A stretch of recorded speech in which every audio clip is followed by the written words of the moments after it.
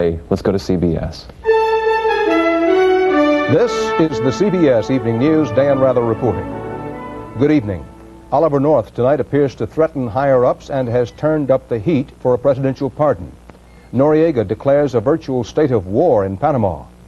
U.S. paratroopers jump into Honduras, non-combat role. U.S. intelligence sources say Sandinista troops now are withdrawing from Honduras.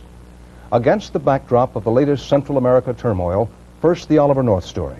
President Reagan's indicted former national security aide says his defense against criminal charges in the Missiles for Iran Who Got the Money deal may require sworn testimony and documents from top officials. This could include President Reagan.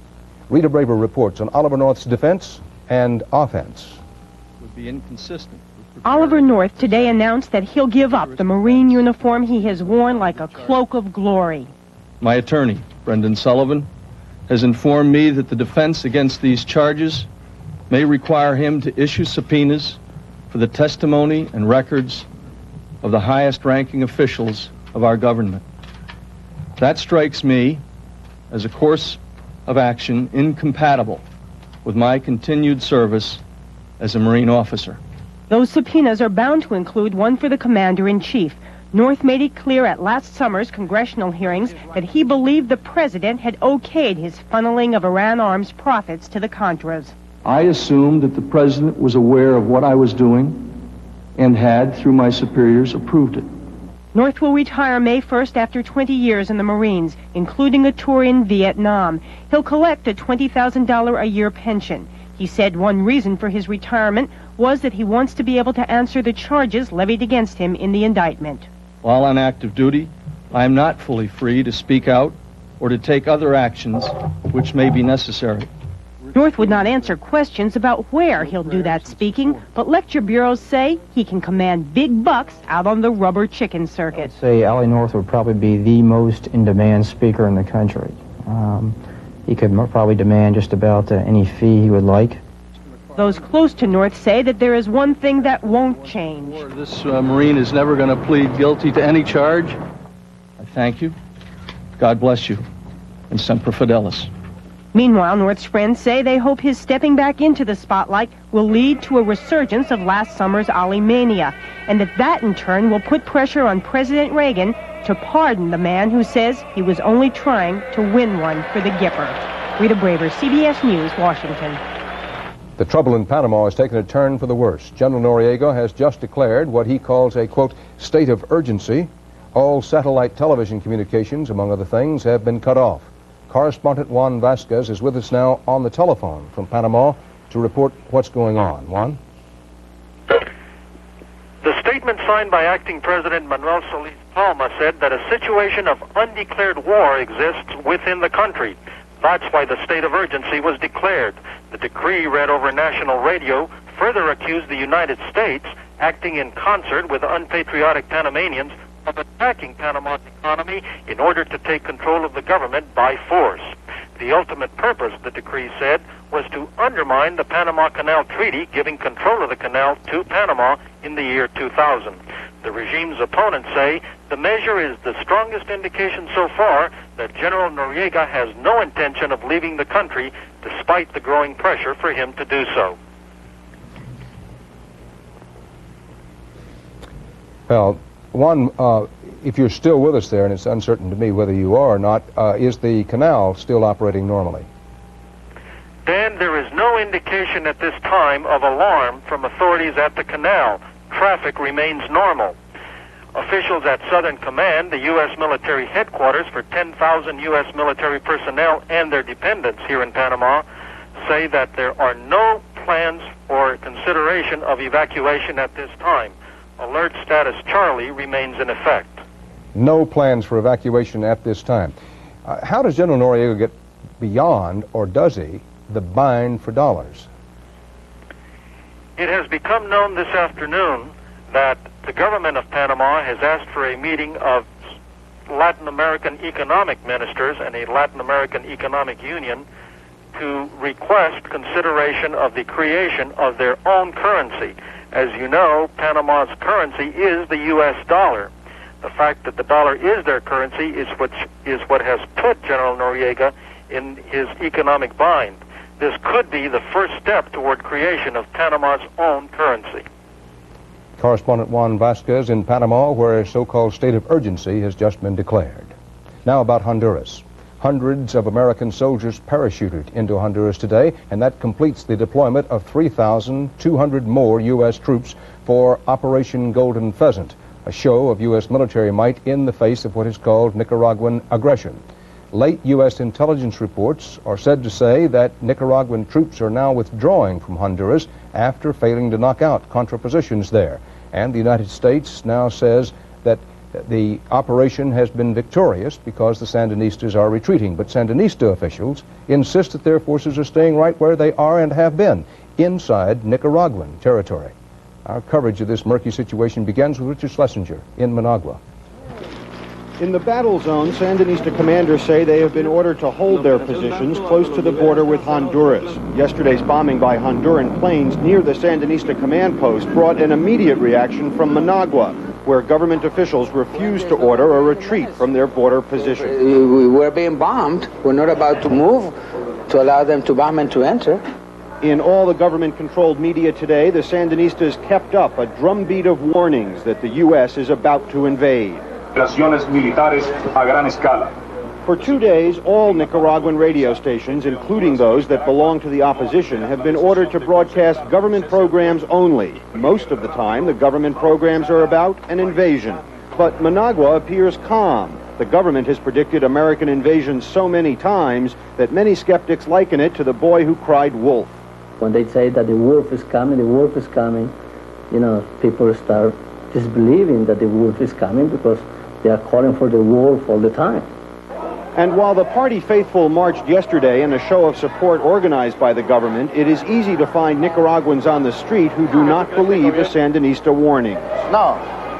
Today, Nicaragua's popular cardinal, Miguel Obando y Bravo, urged the government to tone down its broadcast, which he termed hostile. And Contra leaders who described the Nicaraguan government as aggressive today threatened to boycott peace talks scheduled to begin on Monday. One Contra leader said the Sandinistas lack the political will to achieve peace. Richard Schlesinger, CBS News, Managua. A 4-hour flight from North Carolina brought the second wave of U.S. troops to Honduras today. 800 paratroopers of the 82nd Airborne. Although officially a training exercise, the vision of American combat troops landing in Central America is one that creates fears both in the United States and in the small countries of this region. But it was made clear that this invasion is friendly. Welcome to Honduras. Thanks, sir. You got your passport with you? They check them right over here. All right, sir, thanks. Although the conflict on the border escalated late yesterday when Honduran aircraft attacked Nicaraguan positions, military officials still insist Americans will get nowhere near the fighting. We are keeping a good buffer zone between us and any activities that are going on. That activity may soon escalate. Late today, the president of Honduras announced that Honduran ground troops will reach the border area tomorrow, and he threatened more airstrikes if the Sandinistas are still in Honduran territory. That should be good news for the Contras. And there are suggestions the American task force may be providing additional assistance to the Contras. The American troops have arrived abundantly supplied. In past exercises, supplies have been left behind and ended up in the hands of the Contras.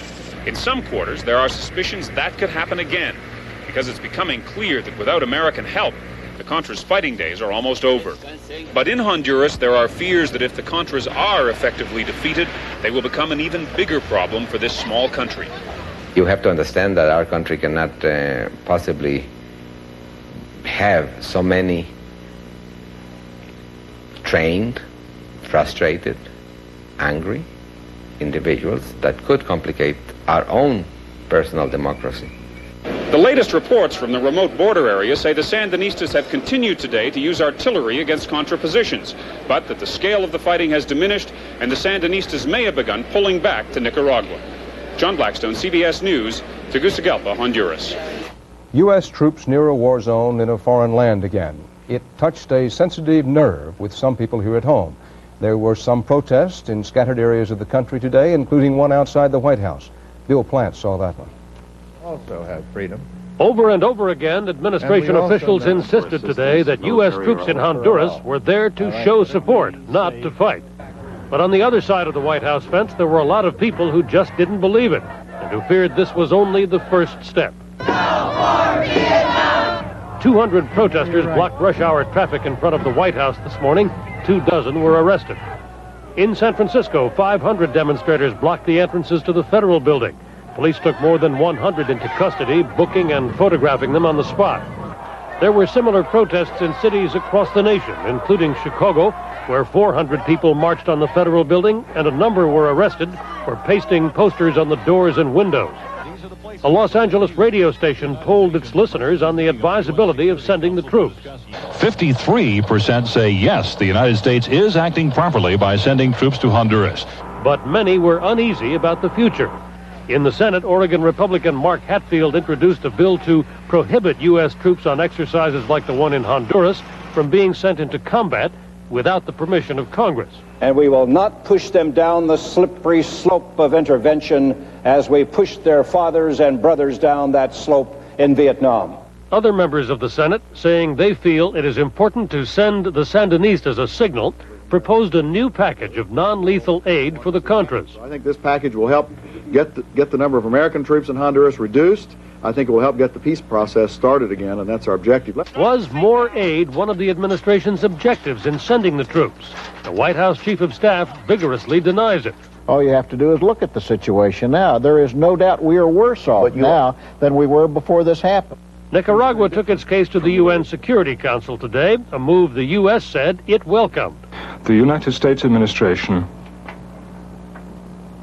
has continued to press on with its policy of death and destruction. The Sandinista government has claimed that its troops were in hot pursuit of insurgents. This claim is false. White House officials simply shrug off the skepticism and argue that they have gone to great lengths to reassure the nation and the world that the troops in Nicaragua will be home in a matter of days without ever having heard a shot fired in anger. Bill Plant, CBS News, the White House. Still to come on the Friday CBS Evening News, correspondent Harold Dow on everybody's drug war in one neighborhood and what it means for all of us.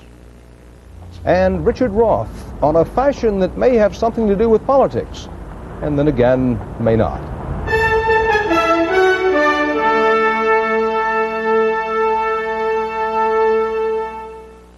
How many days a week do you take it? I take aspirin twice a week.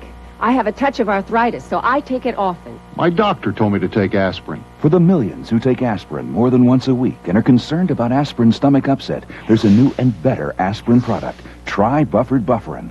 Better than plain aspirin because it's 100% aspirin plus 3 buffers to help protect against stomach upset aspirin can cause. It is better. New Try Buffered Bufferin if you take aspirin more than once a week. If you heard the report on 59 cold cereals by a leading consumer magazine, you'd fall through the floor. Mine's high in calcium. And salt. Salt? High in fiber. And sugar. Sugar? Lots of protein. And added fat. Fat?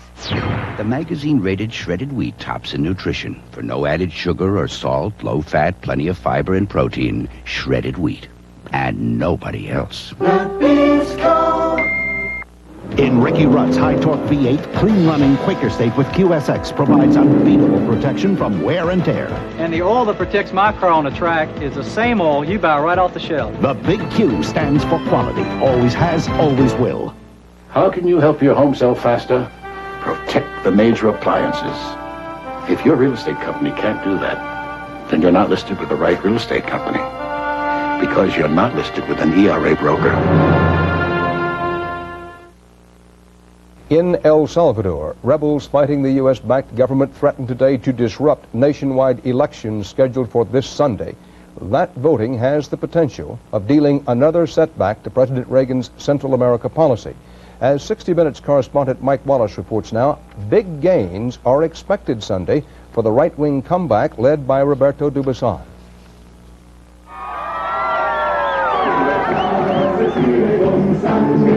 Dubuisson is gaining because the consensus is President Duarte blew it by failing to improve the economy. El Salvador remains an economic basket case, and reports of corruption and mismanagement have led to disillusionment with Duarte. The U.S. has done all it could for him by pouring in more than $1 million a day. The aid from the United States is good. And it's good for the United States, and it's good for us. We put in the blood, and you put in the money. The money has kept leftist rebels at bay, but the economic mess has opened the door to the right.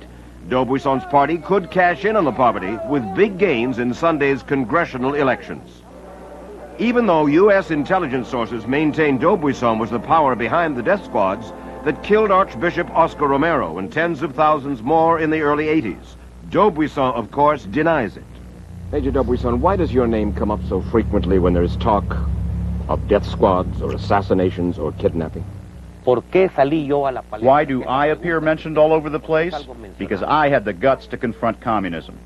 He fostered the illusion that the people he was killing were in some fashion communist or subversive or against the interest of the people.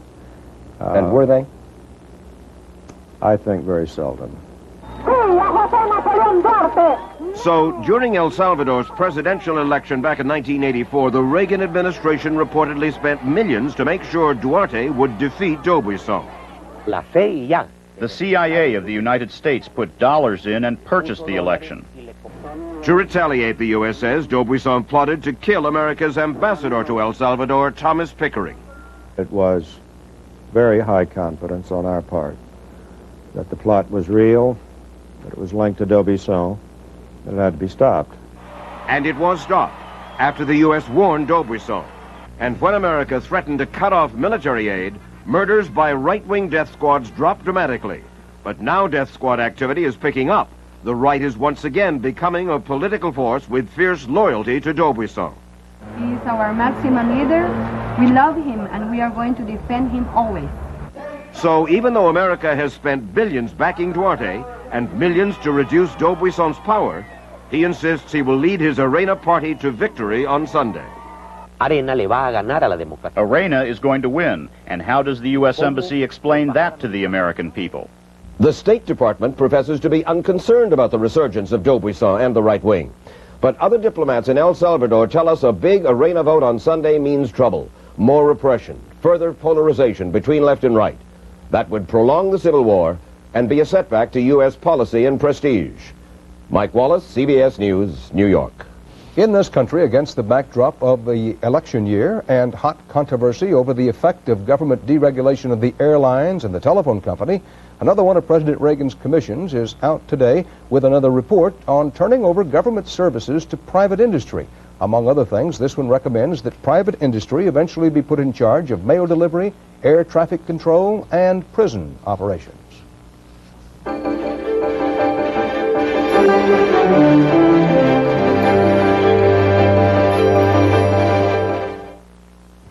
Bill's Tours uses Texaco Super Unleaded.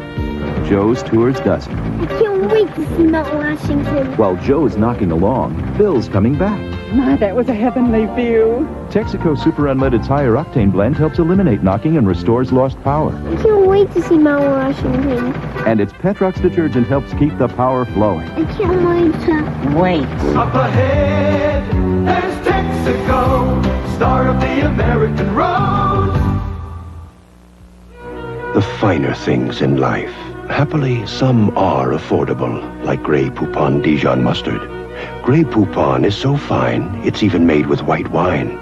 Its original French Dijon recipe adds distinctive flavor to beef, pork, and poultry, salad dressing and sauces, and of course, sandwiches. So enjoy one of life's finer pleasures. Pardon me, would you have any Grey Poupon? But of course. Grey Poupon, one of life's finer pleasures. I've written a sort of educational graffiti with Old English oil. It moisturizes to help prevent drying and cracking. Brings out wood's natural beauty in the glorious manner that befits my glorious manner. Old English helps prevent drying and cracking. Excuse me. No problem. We know about kaopectate, too. Kaopectate actually absorbs the germs that can cause diarrhea. Kaopectate, bags. The diarrhea specialist. Even in the often murderous world of drug trafficking, the recent cold, calculated assassination of a young New York City policeman assigned to protect a drug case witness was something new and deeply disturbing. It made headlines nationwide. It also focused attention on one neighborhood that is now being talked up as a test case. A test of whether the war on drugs can be won anywhere in the USA. Correspondent Harold Dow reports tonight on the neighborhood-by-neighborhood fight to take back the streets. It may not look like it, but there's a big battle raging in these streets of Jamaica, Queens. On one side, the largest police force in the country. On the other side, drug dealers, armed to the teeth and with untold wealth. Police are trying something new here, a tactical narcotics team called TNT. It's a coordinated effort by city, state, and federal officers, and more than 100 of them are closing down crack dens and arresting drug dealers. Many people in the neighborhood are afraid, and some say TNT is only a Band-Aid. We need an army, a big army. What the cops are doing is just like the cockroaches. You got them in your apartment, and you spray and it comes downstairs to me. I spray to go up to you.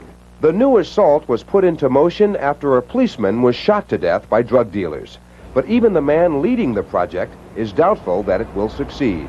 This is a national problem that's going to take a greater commitment by the national government to handle it. I believe that Eddie Burns, the young police officer's death, is going to serve somewhat as a catalyst. 4 men have been charged with the policeman's murder, and his father has taken up the cause of cleaning up the neighborhood. Unless we do something here, we could end up, I said at my son's wake, our streets could end up being as lawless as the streets of Bogota and Beirut. Individually, we cannot take on the drug dealers. They are an army. They are a massive army. In another part of the city, a people's army is fighting drug dealers with some homemade strategy, and they appear to be winning for now. That's 10-4. Let me have a report on that when you're finished. Is that a 10-4? 10-4, brother. Muslims from this Brooklyn mosque patrol the streets, and if they even think drugs are being sold, they call the police. In the war against drugs, it's sometimes hard to tell the good guys from the bad. The man in the hood is getting a $10,000 reward for identifying the murderer of another policeman in 1986. That took some courage, and he's wearing a hood because he's afraid of retaliation. Those citizens who do not come forth are really surrendering and they're giving up. And if you do that, you're going to turn the country over and your community over to the crack dealers. A lot is at stake in the neighborhood drug skirmishes. If this special undercover task force cannot retake Jamaica, Queens, a limited target, the outlook is bleak for winning the drug war nationwide. Harold Dow, CBS News, New York. The European Space Station finally agreed to a stake today in the multi-billion-dollar U.S. Space Station program. I misspoke myself, and I should have said the European Space Agency has approved the Space Station project. This follows 2 years of wrangling, including sharp differences over whether and how much the space station in the future could be used for U.S. military research.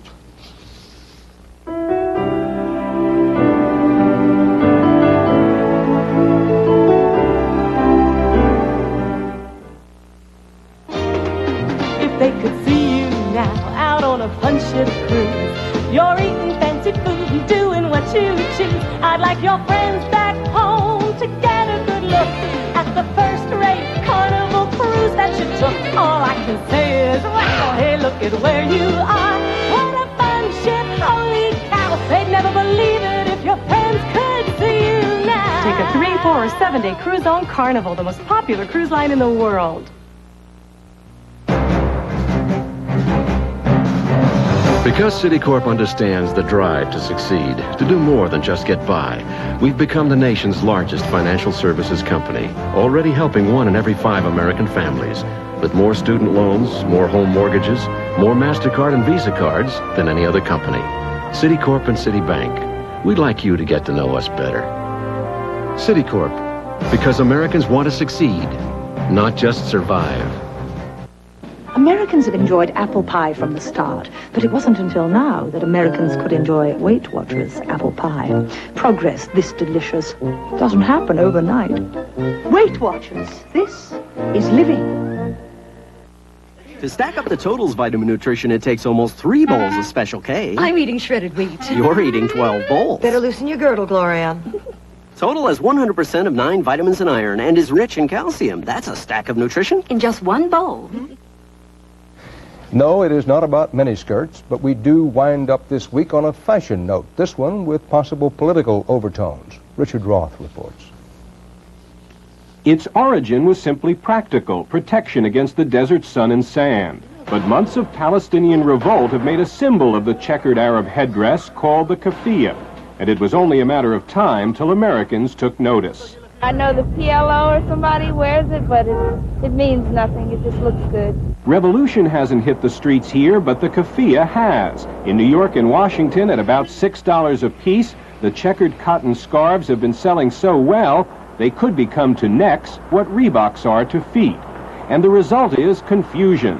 When is a scarf a statement? I feel real strong about what they're fighting for, so I wear it in support of that. People in Palestine wear this, both as a symbol of defiance against the Israeli Authority. Yeah, that's just part of their garb. In Berkeley, California this week, the keffiyeh touched off what became a hot debate. You're racist if you don't recognize the right of Israel to exist. But to many on the East Coast, it's just a way to keep warm.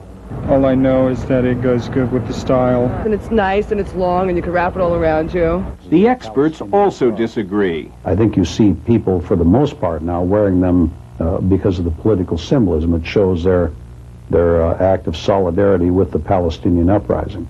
At this moment, I see no reason to suggest that it reflects any political consideration. Trendsetters, of course, consider it just an accessory. We at Al think anything is in good taste as long as it's worn with someone's own personal style. In other words, do your own thing. Exactly. If there's a veiled message here, it may be that politics isn't the art of compromise, fashion is. Richard Roth, CBS News, New York. And that's tonight's CBS Evening News. Dan Rather, see you Monday. Good night. Going to Providence St. Mel in the heart of Chicago is something special because almost every graduate goes on to college. And thanks to the people at Dow, we get scholarships, money for this old building, even books and tuition so my teacher could go after his PhD. Says he'd love to pay Dow back with a scientist. Yes, you can make a difference in what tomorrow brings. Maybe this scientist. Dow lets you do great things. The finer things, happily some are affordable, like Grey Poupon Dijon mustard. So fine, it's even made with white wine. Pardon me, would you have any Grey Poupon? But of course. Grey Poupon, one of life's finer pleasures. Is your breath a little strong? Then have a Milk-Bone dog biscuit to help scrape away plaque and food particles to give you cleaner teeth, fresher breath. Get Milk-Bone because, naturally, every dog wants fresher breath. What's this? Those are the brakes? I can go fast. Yeah, but careful. When someone cares, you trust them. Why are you doing that? So it fits you just right. When you feel special, that's trust. I'll bet you're so understand. At Allied Van Lines, people make the difference. Each one takes pride in being the one America trusts. You like putting things together? I like doing this for you. Me too.